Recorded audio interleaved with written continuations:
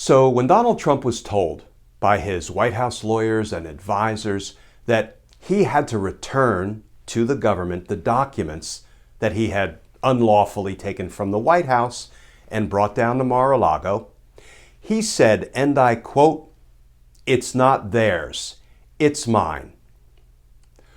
What are the legal implications of that statement? Let's talk about that, because justice matters.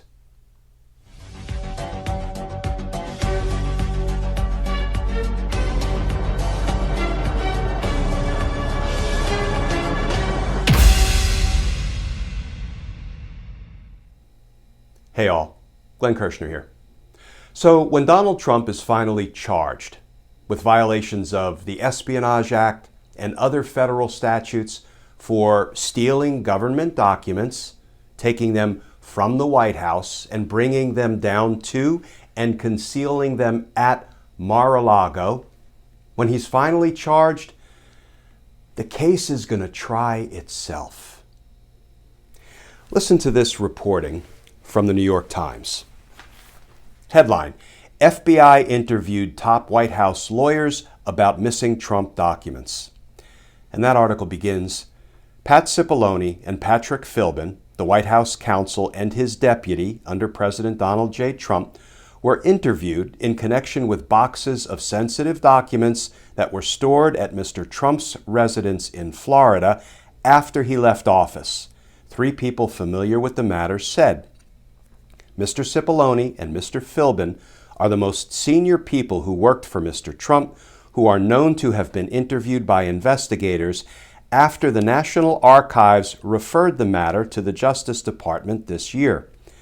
The interviews are a sign of the intensity of the investigation into how sensitive government material left the White House with Mr. Trump and remained at his Palm Beach, Florida residence, Mar-a-Lago, for more than a year.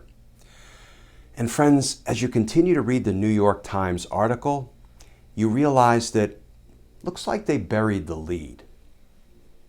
Mr. Philbin tried to help the National Archives retrieve the material, two of the people familiar with the discussions said. But the former president repeatedly resisted entreaties from his advisors. Quote, "It's not theirs, it's mine." Several advisors say Mr. Trump told them.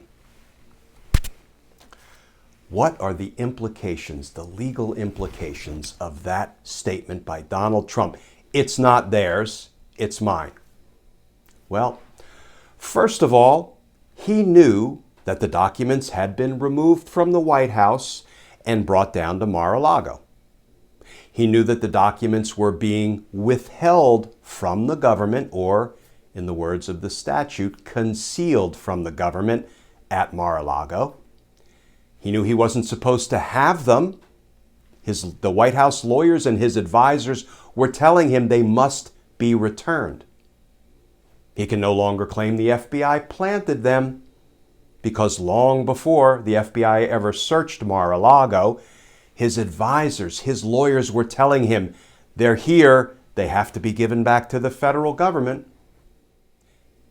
And yet, he continued to intentionally and wrongfully withhold the documents from the federal government, proving his corrupt intent. Now, I've already heard some in Trumplandia say, well, when Donald Trump said it's not theirs, it's mine, that shows he had an actual and honest belief that he had a right to the documents.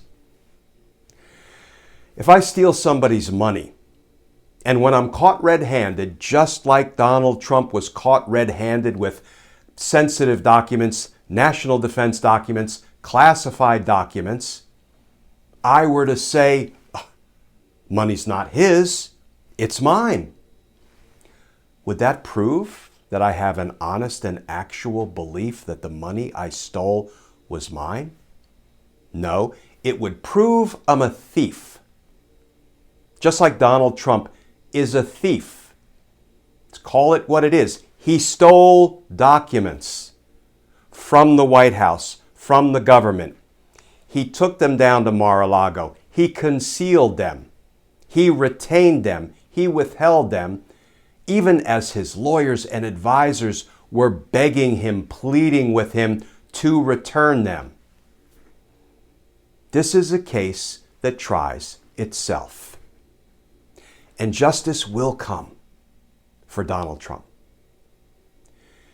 And justice matters. We're getting there, friends. Please stay safe. Please stay tuned. And I look forward to talking with you all again tomorrow.